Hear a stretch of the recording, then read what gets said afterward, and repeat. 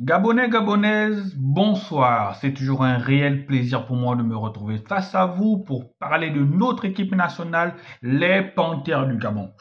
Je sais et j'ose croire que nous aimons tous les Panthères du Gabon d'un amour inconditionnel. Raison pour laquelle nous sommes derrière elles dans les bons comme dans les mauvais moments. Et aujourd'hui, la vidéo d'aujourd'hui, ça va être une vidéo exclusivement axé sur l'interview de Pep Moulouma. Voilà, Pep Moulouma qui a donné une interview à l'émission Balle de match.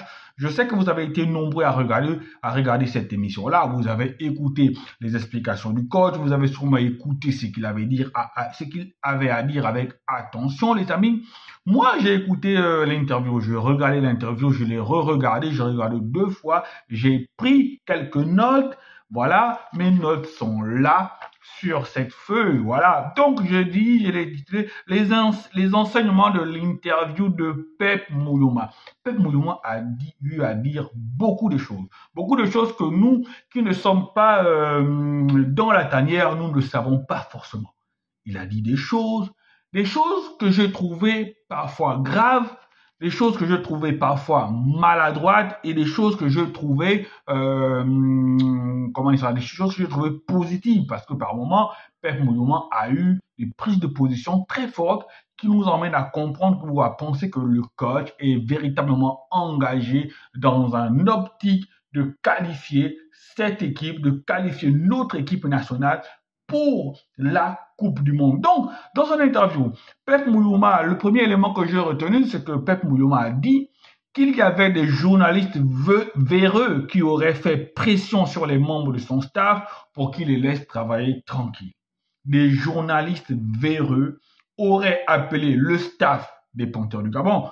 Donc, ils n'ont pas appelé directement Pep Moulouma, mais ils ont appelé quelques éléments du staff des Panthères du Gabon pour faire pression, sûrement pour faire pression pour qu'ils puissent recevoir de l'argent pour qu'ils les laissent travailler tranquillement. Qu'est-ce que ça signifie pour qu'ils les laissent travailler tranquillement? D'après les explications que j'ai entendues de Pep Moulouma, c'est-à-dire que ces journalistes-là ont appelé pour qu'ils n'écrivent pas des mauvaises choses sur l'équipe nationale. Mais moi, je n'arrive pas à comprendre. Est-ce que soit on est patriote, soit on ne l'est pas? Et moi, j'ai toujours dit, une équipe nationale, lorsqu'elle fait bien, on doit dire qu'elle fait bien.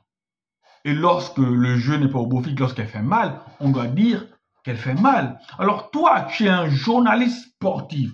Tu es payé pour faire ton travail, mais toi, tu appelles le staff de l'équipe nationale, tu harcèles le staff pour monnayer tes interviews, pour monnayer tes articles. Je ne comprends pas. J'aurais aimé que Pep Moulouma aille jusqu'au bout de sa logique. J'aurais aimé que Pep Moulouma nous dise clairement qui sont ces indélicats-là. Qui sont clairement ces perfides trompeurs qui jouent contre l'équipe nationale. Quels sont réellement ces perfides trompeurs qui veulent mettre des bâtons dans les roues de l'équipe nationale.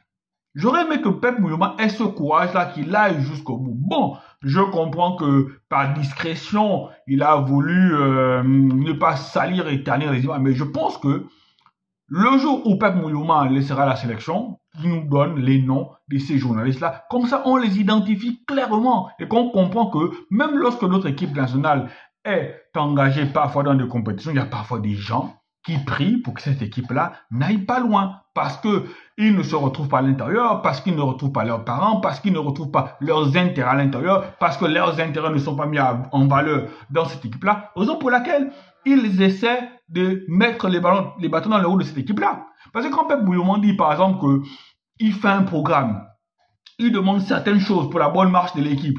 Par exemple, un psychologue, des cuisiniers, des ostéopathes, et qu'on le lui refuse et qu'on dit qu'ils sont déjà nombreux, est-ce qu'ils sont déjà nombreux dans le staff? Est-ce que ça concourt au bien de l'équipe nationale? Parce que quand tu es sélectionneur, tu cibles les besoins de ton équipe, tu cibles ce qu'il te faut pour la bonne marche de ton équipe. Et on connaît tous l'importance d'avoir un psychologue dans une équipe nationale. Parfois, il y a des joueurs qui sont fragiles psychologiquement. Parfois, il y a des joueurs qui ont même le talent, mais parce que sur le plan mental, ils ne sont pas très forts. Parfois, ce talent-là ne s'exprime pas très bien sur le terrain. Donc, quand Pep Mouilloma dit qu'il a besoin d'un psychologue en équipe nationale et qu'on lui répond qu'ils sont déjà nombreux dans le staff technique, c'est un problème. Quand Pep Mouilloma demande un cuisinier, c'est parce qu'on sait tous que les grandes équipes aujourd'hui se déplacent avec leurs cuisiniers. Un staff élargi. Quand on prend par exemple l'équipe du Maroc, mais l'équipe du Maroc, est-ce que vous savez que l'équipe du Maroc se déplace avec toute une logistique? Toute une logistique. Je me souviens qu'il y avait une année où les pointeurs de Gabon disaient qu'ils avaient été intoxiqués dans l'alimentation. Et Pep Mouilloma a été joueur de cette équipe nationale-là. Donc Pep Mouilloma connaît certaines réalités que nous, on ne connaît pas forcément. Donc, quand vous donnez quelqu'un, et là, il y a un problème. Si c'était un occidental, si c'était un coach non gabonais, un coach européen, qui venait avec son staff élargi, qui demandait ces choses-là, on lui aurait donné tranquillement, on lui aurait facilité la tâche. Mais comme c'est Pep Mouilloma, un Gabonais, un enfant du pays, non, il ne mérite pas d'avoir ce qu'il demande, il ne mérite pas d'avoir des cuisiniers pour l'équipe nationale, il ne mérite pas d'avoir des ostéopathes, il ne mérite pas d'avoir des psychologues. Ça aussi, ce n'est pas bien. Ce n'est pas bien parce que quand quelqu'un fait son boulot, il faut lui donner les moyens de faire son boulot correctement. Voilà, là c'est le premier point. Le deuxième point, Pep Mouilloma a dit, les Gabonais ont minimisé la qualification pour la CAN au motif qu'il y avait la Centrafrique et le Lesotho dans le groupe. Non, Pep Mouilloma. Ça, je ne peux pas te laisser dire ça. Les Gabonais n'ont pas minimisé la qualification pour la CAN. Les Gabonais sont heureux de s'être qualifiés pour la CAN. Ce que les Gabonais n'ont pas apprécié, c'est la double défaite face au Maroc et avec un score large. Et si encore ça s'arrêtait là, on aurait compris. Mais ce que les Gabonais n'ont pas aussi aimé, c'est le fait que contre la Centrafrique et contre le Lesotho, le football produit, le jeu produit n'était pas à la hauteur. Contre la Centrafrique et contre le Lesotho, on aurait joué un football chatoyant, gagné sur les scores de 4-0, 5-0. On t'aurait pardonné les deux lourdes défaites face au Maroc. Donc, tu ne peux pas venir sur un plateau de télévision et dire que les Gabonais ont minimisé la qualification pour la Coupe de... Non! Aucun supporter conscient ne peut minimiser la qualification pour la Coupe d'Afrique. On ne peut pas. C'est que là, tu ne nous as pas compris, Pep. Tu ne nous as pas compris. Et il faut parfois prendre le temps de nous écouter. Parce qu'il ne faut pas penser qu'on critique pour critiquer. Moi, des vidéos que j'ai faites sur l'équipe nationale, lorsque l'équipe nationale gagne, je loue l'équipe nationale. Je porte cette équipe-là dans mon cœur, comme tous les Gabonais. Quand l'autre équipe nationale joue, même si on dit qu'on ne met plus les organes, on est devant nos petits écrans, on met les organes. Parce que le vert, le jaune et le bleu coulent dans nos veines. Donc, Pep, ne pense pas que quand on fait le boulot qu'on fait, on critique. Non, c'est pour dire non. C'est pour que l'équipe aille de succès en succès. Et même lorsqu'il y aura toujours des victoires, même dans les victoires, il y a des erreurs. Ici, on voit des erreurs dans les victoires, on va parler des erreurs aussi. Donc, Pep, je te rassure, on n'a pas minimisé la qualification. Ce qu'on n'a pas plutôt aimé, c'est les deux lourdes défaites face au Maroc et la mauvaise qualité de jeu face au Lesotho et à la Centrafrique. Après, Pep, tu as dit que on apprend de nos erreurs on a appris de nos défaites durant cette phase qualificative. Je pense surtout que les pointeurs du Gabon n'ont pas appris de leurs défaites. Parce que si tu me dis qu'on a appris de nos défaites, c'est que le match aller, la première défaite au match aller au Maroc, on aurait dû apprendre et rectifier le tir au Gabon. Malgré ça, on a pris 2 défaites face à l'Algérie, plutôt face au Maroc. Et après, on a aussi pris une défaite face à la Côte d'Ivoire. Le résultat, c'est quoi? Ou qu'est-ce qu'on constate? On constate simplement que face aux gros d'Afrique, face aux équipes mieux classées que nous, on n'y arrive pas, Pep. Parce que si on perd contre le Maroc, on perd 2 fois contre le Maroc, on perd le match aller contre la Côte d'Ivoire et on gagne contre le Lesotho, on gagne contre la Centrafrique, on gagne contre le Burundi, on gagne contre la Gambie. Je ne vais pas minimiser ces victoires-là, mais ce sont des équipes qui sont proches du Gabon. ce sont des équipes qui sont proches du Gabon. Donc, des équipes qui sont logiquement proches de nous, avec un peu de détermination et de sérieux, on peut facilement les battre. Mais nous, ce qu'on aimerait voir, nous, Gabonais, ce qu'on aimerait voir pour voir la progression de notre équipe nationale, c'est de voir des victoires contre les gros en Afrique. Des victoires contre le Maroc, des victoires contre le Sénégal, des victoires contre la Côte d'Ivoire, des victoires contre le Nigeria, des victoires contre l'Égypte. Là, on verrait bien la progression de notre équipe. Mais si ces équipes-là nous tapent et on gagne contre les menus frétins, moi je vois pas là où il y a la progression, Pep. Je suis désolé. Maintenant, Pep a parlé de la mise en place des différentes catégories des équipes nationales. Là, sincèrement, il a parfaitement raison. Parce que sous d'autres cieux, sous d'autres continents, il y a ces catégories-là. Et dans ces catégories-là, on voit l'évolution des joueurs. Et il y a la catégorie espoir. L'espoir, les joueurs espoir ou la sélection espoir, c'est l'antichambre de l'équipe nationale. Donc, quand Pep dit qu'il faut mettre en place toutes ces catégories-là, personnellement, je suis d'accord avec lui. Parce que dans ces catégories-là, les joueurs qui seront sélectionnés auront déjà côtoyé un environnement particulier. Ils sauront déjà comment se comporter. Et lorsqu'ils arriveront en A, ils auraient déjà fait tout un cheminement. Ils auraient déjà fait ce qu'on appelle une initiation préalable qui les amène à intégrer l'équipe nationale et à donner le meilleur d'eux-mêmes. On ne peut plus continuer comme ça à faire du pilotage à vue. On ne peut plus continuer comme ça avec des générations spontanées, les gars. Si par le passé, les générations spontanées nous ont un peu aidés, mais il faut qu'on change maintenant la manière de faire. Il faut qu'on change maintenant la manière de travailler. Il faut qu'on change maintenant le logiciel.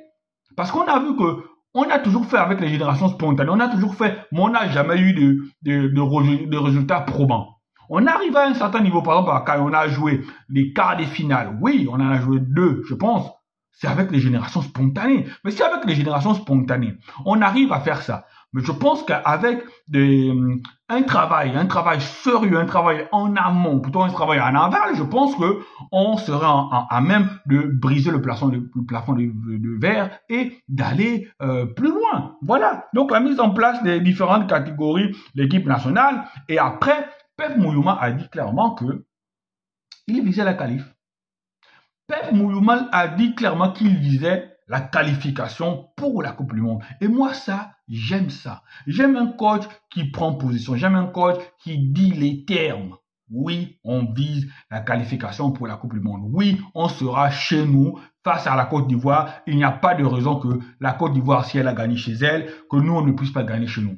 Et j'ai aimé Pep Mouyouma parce que Pep Mouyouma a dit, certes, on a une finale à jouer contre la Côte d'Ivoire, mais il ne faut pas pour autant minimiser les autres matchs. Il ne faut pas pour autant oublier les Seychelles. Parce que avant la Côte d'Ivoire, il y a les Seychelles. Et après la Côte d'Ivoire, il y aura sûrement, je pense, la Gambie et le Burundi. Donc tous les matchs seront importants. Discours rassurant, discours clair, discours d'un homme qui sait là où il va aller. Il a cet objectif dans un coin de sa tête. Et personnellement, si il n'y arrive pas, moi je ne veux pas en vouloir à Pep Mouyouma. Parce qu'on n'a jamais été aussi proche. Mais puisqu'on n'a jamais été aussi proche, il faut qu'on aille jusqu'au bout. Il faut qu'on transforme l'essai. On ne peut plus s'arrêter en si bon chemin. On doit saisir cette occasion-là. Donc, j'aime le discours de Pep Mouyouma qui prend clairement position, qui dit que lui, il joue clairement, certainement, sûrement, la qualification pour la Coupe du Monde. Maintenant, il a aussi parlé du cas Ndong Ibrahim. Ils se sont rencontrés avec Ndong Ibrahim. La photo a circulé sur les réseaux sociaux. Il a dit clairement que c'était une rencontre de courtoisie. C'était une rencontre entre un jeune et son ancien. Voilà, ils ont pris un café, ils ont mangé des crêpes. Ça ne signifie pas automatiquement que Ndong Ibrahim sera appelé au rassemblement de septembre. Mais moi, je pense que, voilà, Pep Mouyouma est dans son rôle. Pep Mouyouma ne va pas dire tout de go comme ça. Voilà que, non, Pep Mouyouma est dans son rôle. Je crois au moins à 80% que Pep Mouyouma va appeler Ndong Ibrahim en septembre. Parce que depuis le temps qu'il y a ce bisbille-là entre les deux, on les a jamais vus. S'il y a ce petit rapprochement-là, c'est qu'il y a forcément moyen. Ils en ont parlé, ils ont eu le temps de mettre les choses à plat. Je pense que à 80% ou sinon 70%, Pep Monument va appeler Don Ibrahim. Et il a aussi clairement parlé des locaux. Il a dit qu'il a été satisfait des locaux, satisfait de leur présence, satisfait de leur état d'esprit, satisfait de leur niveau de jeu et que, en l'état actuel, vu les impressions qu'ils ont laissées, eh bien, ils sont clairement dans la shortlist pour revenir en septembre en sélection. Mais, si le championnat ne reprend pas, soit en septembre, parce que si on annonce par exemple la reprise du championnat en septembre, ça signifierait que en amont, les clubs auraient déjà entamé une préparation. S'il n'y a pas de date déjà, si le championnat reprend après septembre, il n'y aura aucune chance que les locaux soient appelés pour les matchs de septembre. Et ça, Pep Monument le regrette. Parce qu'il veut bien les avoir avec lui, parce qu'ils ont fait bonne impression, parce qu'ils ont été disciplinés, parce qu'ils ont tiré leur épingle de jeu de ces différents rassemblements-là. Après, la partie que je n'ai pas aimée véritablement, c'est cette partie-là qui a fait en sorte que Pep Moulouma vienne sur le plateau. Bon, c'est aussi à cause des questions, mais que Pep Moulouma vienne sur le plateau, dévoiler la stratégie de notre équipe nationale, ou du moins pas le système de jeu, l'animation offensive. Voilà, il a clairement dévoilé l'animation offensive de notre équipe nationale. Les circuler, c'est là. Tu ne peux pas faire ça, Pep. Tu ne peux pas faire ça, Pep. C'est impossible. Comme l'a dit quelqu'un, YouTube est dans le monde entier. Tout le monde, en ce moment, je ne veux pas dire qu'on s'espionne, mais vu qu'on est en ballottage favorable, voilà, vous avez compris, face à la Côte d'Ivoire, mais Emers Faé peut utiliser ça pour contrer tes ninjutsu. Pour contrer tes jutsu et tes ninjutsu, frère. Tu ne peux pas venir sur un plateau en Mondo Vision, venir dévoiler ton animation offensive. Ça ne se fait pas. C'est cette partie-là que je n'ai pas trop aimé. Je n'ai pas trop aimé cette partie-là. Et après aussi, il y a eu une phase où il y a le présentateur, le collègue du présentateur qui est devant l'écran, qui essaie de nous expliquer la stratégie de sortie de balle de Pep Moulouma. Voilà. Mais moi ce que j'ai remarqué, c'est que cette stratégie-là, la conservation de balle là, on l'avait seulement dans notre camp. Hein. On ne l'avait pas dans le camp adverse. C'est pas comme si cette circulation de balle là fait reculer l'adversaire. Eh bien, imaginez-vous quand le FC Barcelone contrôle un match où le FC Barcelone fait circuler le ballon. Le FC Barcelone ne fait pas circuler le ballon dans sa moitié de terrain. Le FC Barcelone fait circuler le ballon dans la moitié de terrain adverse. C'est ce qui est efficace, c'est ce qui peut apporter les occasions de but. Mais si tu fais circuler ton ballon dans la moitié, ta moitié dans ton camp, parce que toutes les phases de jeu qu'on a montré, où le journaliste a essayé d'expliquer, ce sont des phases de jeu où on voit clairement le gardien et les défenseurs en train de se passer le ballon. Et quand il fallait aller vers l'avant, et que les mangas allongent un truc. Donc, ne nous montrez pas une séquence de jeu et vous voulez nous faire croire que c'est comme ça que le Gabon joue. Que même lorsqu'elle est en phase offensive, le ballon circule aussi bien que ça circule derrière quand ils sont entre eux. Non, c'est faux, c'est pas vrai. Voilà, allez. C'était juste ça. Mais personnellement, dans l'ensemble, j'ai bien aimé l'interview de Pep Moulouma. S'il fallait donner une note à cette interview-là, je mets 8 sur 10. Allez les amis, ciao ciao.